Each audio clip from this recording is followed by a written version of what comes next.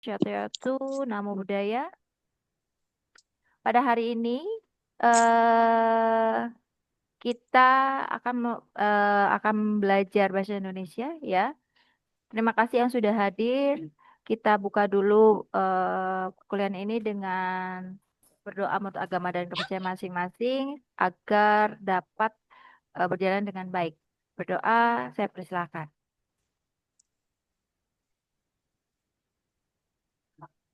Amin. Baik. Oke. Saya akan share dulu ya.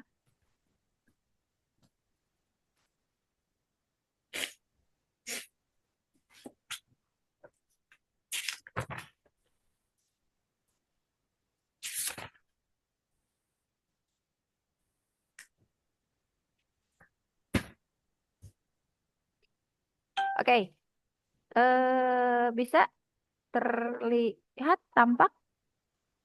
Bisa, Lihat Ibu, udah ada. Oke, bisa ya. Ibu. Oke, saya tanyakan kabar dulu. Bagaimana kabar kalian? Saya lupa. Alhamdulillah baik Alhamdulillah Ibu. baik Ibu. Alhamdulillah, Baik Ibu. syukurlah kalau baik-baik saja ya.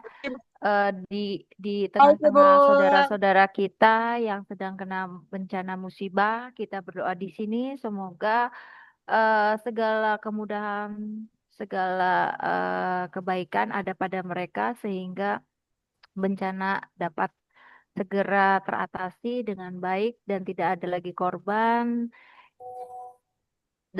selama bencana tersebut ya. Amin, amin, amin. Baik, Amin. kita mulai ya. Sebentar. Amin.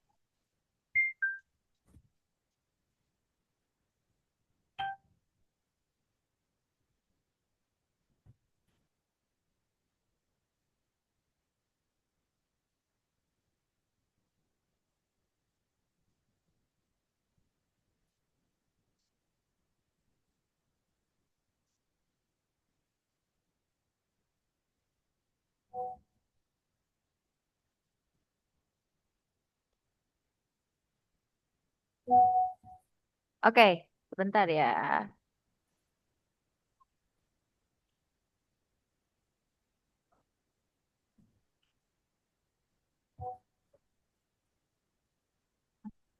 Kehalangan.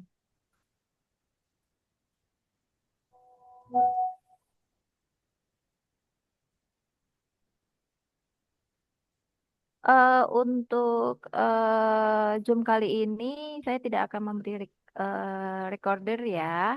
Jadi nanti kalian saya harap bisa fokus dan saya akan memberikan materi.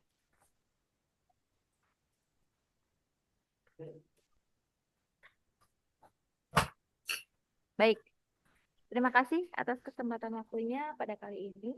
Saya akan menjelaskan materi tentang kalimat efektif dan paragraf efektif, khususnya untuk rencana kalian eh, melakukan atau menyusun karya tulis ilmiah, menyusun tugas dan lain sebagainya. Ya, ada yang tahu apa sih yang dimaksud dengan kalimat efektif atau paragraf efektif?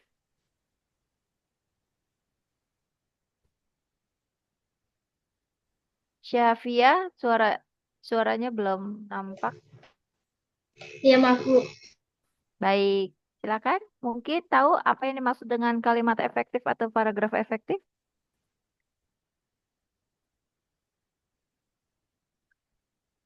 Ada yang ada yang tahu mungkin sebelumnya? Aku Ibu. Oke, silakan Teh Dara. Hmm, Kalimat efektif dan paragraf adalah kalimat yang mampu menyampaikan gagasan penulis secara jelas, tepat, dan mudah dipahami pembaca dengan unsur lengkap, SPOK, dan struktur yang benar. Ya, boleh. Ada lagi mungkin?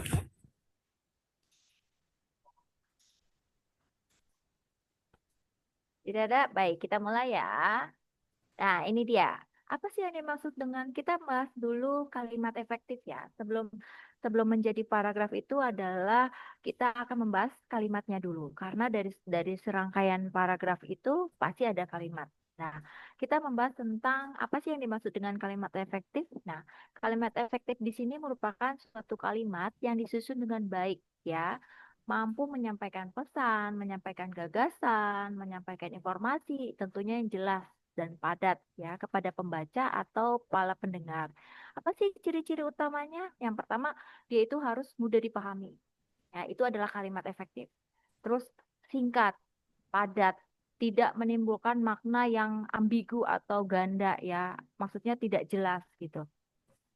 Nah, tujuan dari kalimat efektif itu apa sih sebenarnya? Nah, yang pertama yaitu untuk mencapai suatu komunikasi itu bisa terarah atau bisa fokus.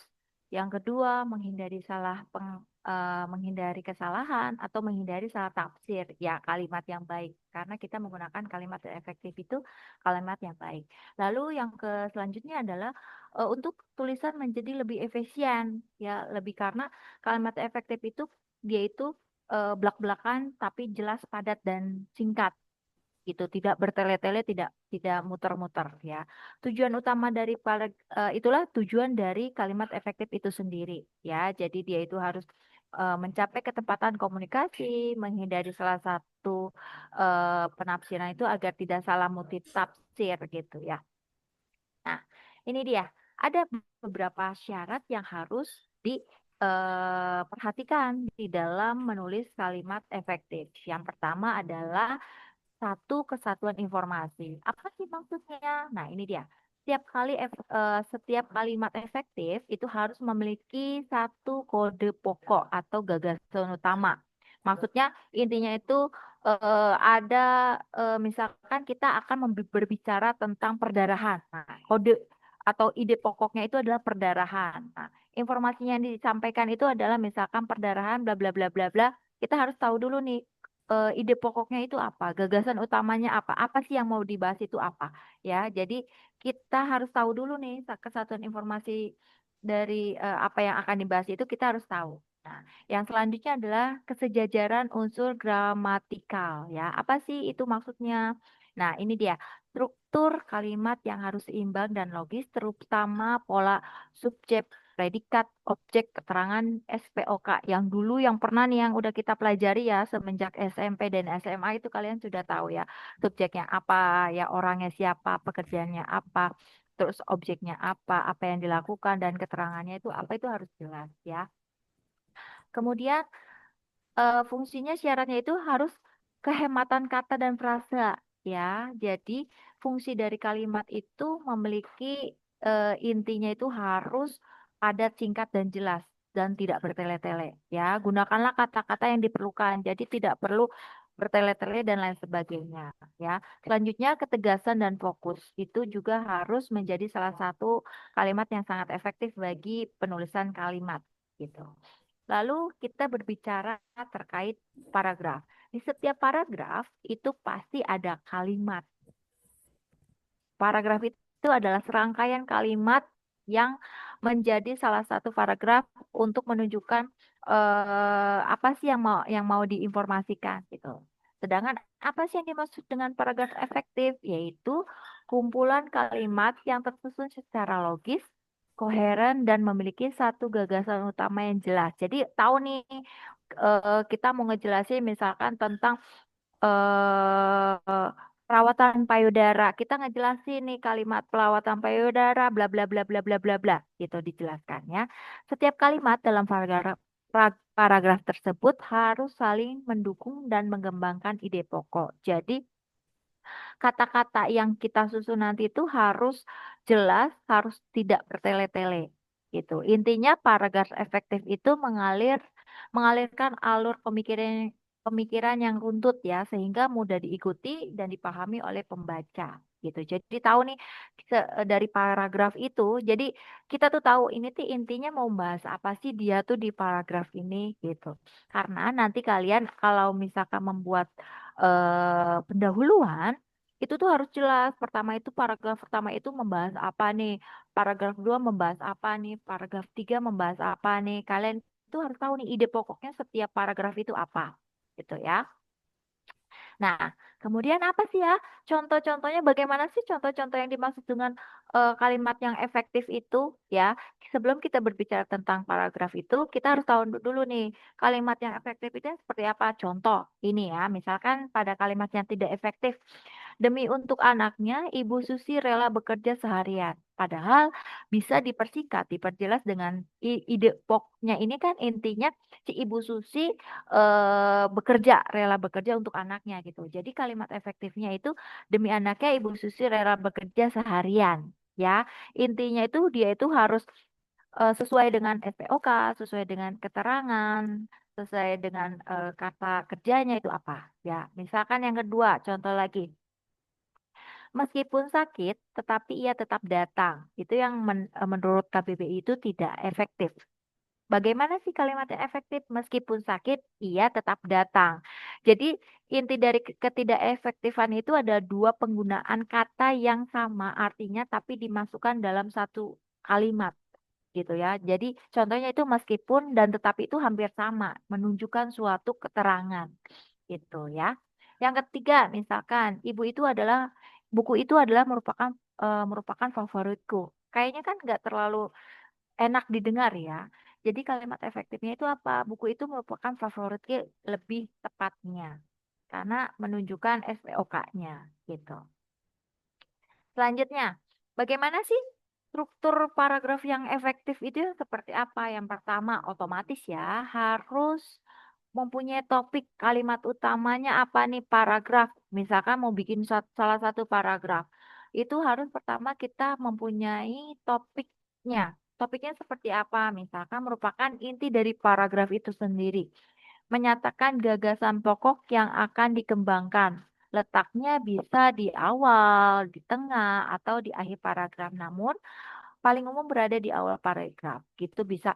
Nanti kalian akan mengenal arti deduktif, induktif, ya. Mungkin itu kita flashback flashback ke belakang. Dan itu tuh salah satu trik di mana kita akan menyusun salah satu paragraf, misalkan untuk pendahuluan, itu sangat amat diperlukan, ya. Lalu yang selanjutnya, kita harus apa nih? Harus mempunyai kalimat pendukung. Berfungsi untuk apa sih kalimat pendukung ini? Untuk menjelaskan, menguraikan, memberikan contoh, data, argumen, dan lain sebagainya. Misalkan gini ya, dalam suatu paragraf itu kita akan membahas terkait angka kematian, kita akan membahas terkait perdarahan. Nah, perdarahan kan salah satu faktor-faktornya itu diakibatkan apa sih maksudnya yang bikin perdarahan terangkat gitu ya. Si topik utama kita kan perdarahan nih. Apa sih kalimat pendukung yang untuk mengangkat, wah, si perdarahan ini tuh salah satu topik yang penting yang harus kita angkat nih apa nih? Oh, ternyata kita ambil nih kalimat pendukungnya itu adalah dari angka kematian ibu yang sangat tinggi. Yang salah satunya itu diakibatkan oleh perdarahan. Itu adalah salah satu kalimat pendukung. Dilihat dari apa? Misalkan dari angka-angka kematian yang sangat tinggi di Indonesia dan lain sebagainya. Sehingga si topik utama itu merupakan topik yang hot news yang harus diangkat gitu ya. Terus harus apa lagi nih? Harus memiliki kalimat penutup tentunya ya. Pengakhiran paragraf ini dengan menegaskan atau menyimpulkan kembali gagasan utama yang tadi. Ya, ini membantu memberikan kesan akhir yang membuat koheri apa namanya si paragraf itu tersimpulkan. Jadi contohnya seperti kayak perumusan masalah. Kalimat penutup ini merupakan salah satu perumusan masalah. Jadi dibalikin lagi nih setelah kalian membahas tentang perdarahan dan lain sebagainya, terus angka kejadian dan sebagainya, akibatnya apa? Nah, nanti kalimat penutupnya oleh karena itu berdasarkan dari uraian di atas eh, penata laksanaan perdarahan yang tepat itu harus dilakukan di setiap pertolongan persalinan titik. Misalkan itu ya kalimat penutup.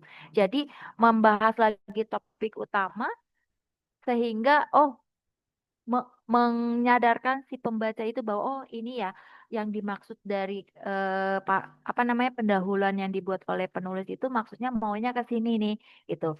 Jadi kalimat penutup ini bisa kita jadikan sebagai satu kesimpulan paling akhir gagasan untuk gagasan utamanya ya. Oke. Nah, ini dia. Kita contohkannya salah satu contoh paragraf efektif dalam penjelasan di bawah ini kita contohkan. Oke. Eh, Teh Siti, boleh dibantu untuk dibaca, Teh Siti?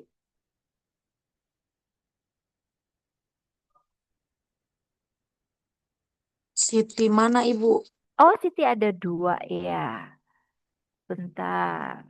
Mana tadi Teh Siti? Ganti deh, ganti deh. Teh Anggun Rizky Anastasia, Teh. Kak Teh.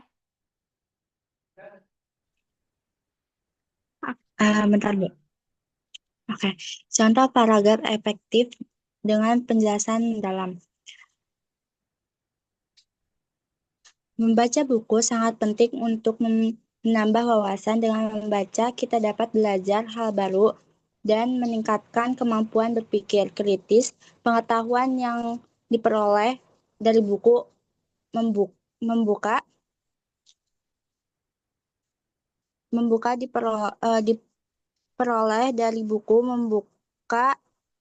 Oh, ketikannya dua ya, sorry, sorry. Ya, Diperoleh kalau dari buku pembuka pemahaman Cakrawala. pemahaman kita tentang berbagai topik, mulai dari sains, sejarah, sehingga filosofi. Selain itu, kegiatan membaca secara rutin juga terbukti terdapat memperkaya terbukti eh terbukti Mendapat dapat perkaya kosakata. kosakata, melatih konsentrasi, serta meningkatkan empati dengan memahami sudut pandang yang berbeda. Manfaat-manfaat ini secara kumulatif kontribusi pada pengembangan pribadi dan holistik dan berkelanjutan. Oleh karena itu, membiasakan membaca akan membawa banyak keuntungan yang tidak hanya bermanfaat bagi individu tetapi juga bagi kemajuan masyarakat secara keseluruhan. Oke, Topik cukup. Oke. Oke, cukup. Baik, saya mohon maaf ya, ini ketikanya mungkin malam hari saya jadi agak-agak ngantuk. Oke, Ya, Bu, nggak apa-apa. dari paragraf di sini ya, topik utamanya apa sih sebenarnya ya? Yang pertama adalah pentingnya membaca karena apa ya? Kita di sini membahas tentang buku, membaca buku. Nah, ini awalnya juga membaca buku. Membaca buku sangat penting untuk menambah wawasan ya. Itu adalah topik utamanya, topik paragraf ya. Lalu apa sih kalimat utamanya? Kalimat utama itu adalah yang ini, membaca buku sangat penting untuk menambah wawasan. Nah, ini tuh salah satu mengandung ide pokok ya dari suatu paragraf ya, yang tadi ini nih. Membaca buku sangat penting untuk menambah wawasan. Itu adalah kalimat utama. Lalu apa sih nih kalimat pendukungnya? Nah, kalimat pendukung itu adalah yang mendukung dari apa sih manfaat membaca buku ya, pentingnya membaca buku apa. Nah, ini dia. Dengan membaca kita dapat belajar hal baru dan meningkatkan kemampuan berpikir secara kritis. Ya, ini adalah penjelasan cara membaca. Sorry. Nah, menjelaskan cara membaca menambah wawasan serta pengetahuan yang diperoleh pendukung lainnya ya. Pengetahuan yang diperoleh dari buku membuka cakrawala pemahaman kita ya.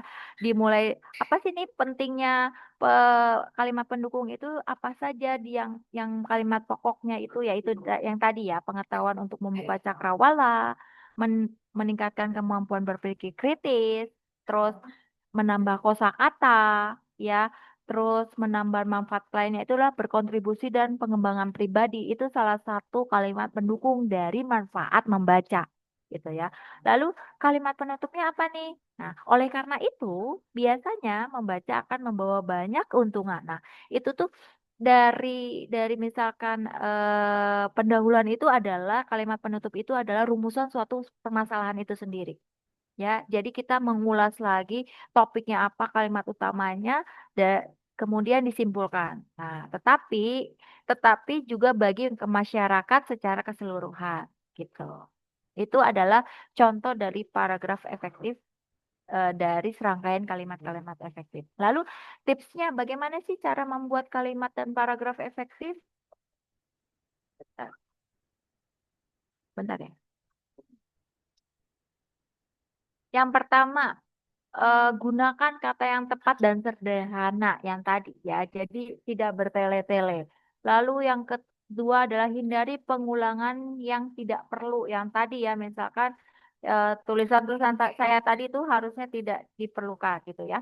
Lalu periksa kembali ejaan dan tanda baca. Biasanya tanda baca itu sangat penting ya. Titik, koma, tanda seru, tanda tanya itu sangat diperhatikan. Spasi seperti itu. Lalu gunakan variasi kalimat ya. Variasi kalimat itu seperti kalimat-kalimat yang eh, mudah dipahami. Ya, seperti itu. Oke, untuk kalimat karena kalian itu tidak menuntut untuk pandai karena jurusannya bukan bahasa Indonesia, jadi kalian tuh hanya bisa atau hanya dibutuhkan untuk pengulasan saja. Ya, jadi tidak perlu harus serta-merta paham itu seperti apa tidak ya. Jadi kalian harus tahu inti-inti dari kalimat maupun paragraf efektif. Oke. Dari serangkaian yang telah saya sampaikan, mungkin ada yang mau ditanyakan untuk kalimat dan paragraf efektif?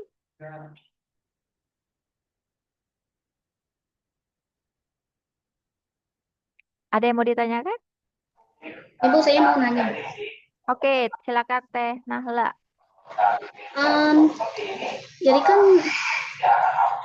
sebenarnya kalimat paragraf efektif gitu kan ya, itu dia tuh sebenarnya pakai, kalau misalnya kita nih pakai nulisnya kan ada bahasa baku dan non baku.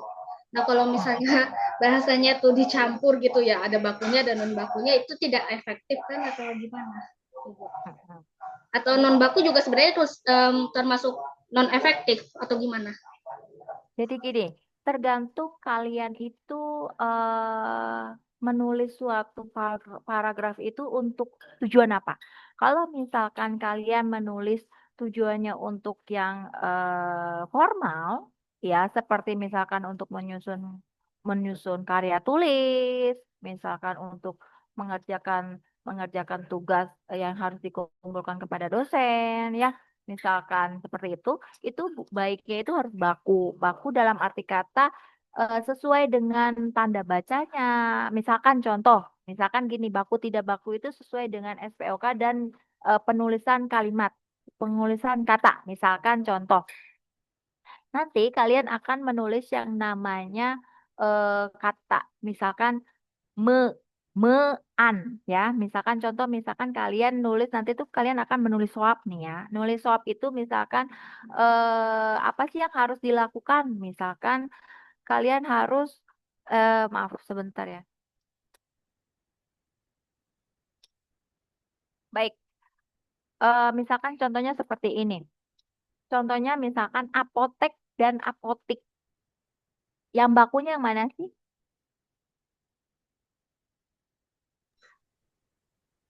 Coba. Apotik nggak sih?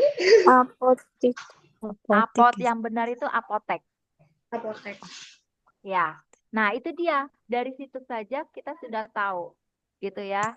Jadi harus tahu dulu nih KBBI-nya seperti apa gitu dan lain sebagainya itu seperti apa kita harus tahu gitu ya. Jadi kalau misalkan Bu, terus lantas bagaimana sih Bu supaya kelihatan baku atau tidaknya? Yang intinya dari paragraf efektif itu adalah yang tadi setelah saya sebutkan, yaitu mengandung kalimat efektif yang tidak bertele-tele. Misalkan, misalkan gini, intinya kalimat efektif itu atau kalimat efektif itu misalkan saya makan karena lapar misalkan, ya itu kalimat efektif. Kalau kalimat yang tidak efektif misalkan karena lapar saya makan karena saya lapar misalkan karena saya lapar saya beli makan ke sana dan makan. Nah, Itu tidak efektif karena pengulangan kalimat-kalimat yang tidak perlu. Gitu. Sama ya di ini juga gitu. Di penulisan juga itu sama. Bisa dipahami Teh Syahla? Jadi intinya jangan bertele-tele aja gitu ya, Bu. Ya, jangan bertele-tele dan harus tepat. Yang tadi telah saya sebutkan, kalimat efektif itu harus harus efisien, efektif gitu ya. Harus tidak bertele-tele yang tadi Oke, Bu. gitu. Paham. Terima kasih ya, Bu. Baik, ada lagi yang mau ditanyakan?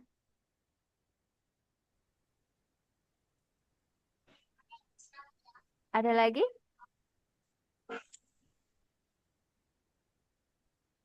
Tidak ada? Oke. Tidak ada, Bu. Semoga materi pertama ini dapat dapat diserap dengan baik. Ini ada chat, bentar saya baca.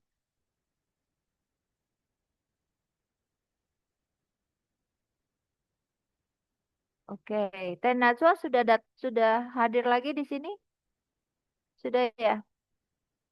Oke, baik. Untuk materi pertama ini semoga dapat bermanfaat ya. Yang intinya paragraf kalimat kalimat efektif itu kalimat yang tidak bertele-tele ya, kosakatanya tepat, terus nah ini dia singkat, padat dan jelas, terus tidak ambigu dan lain sebagainya.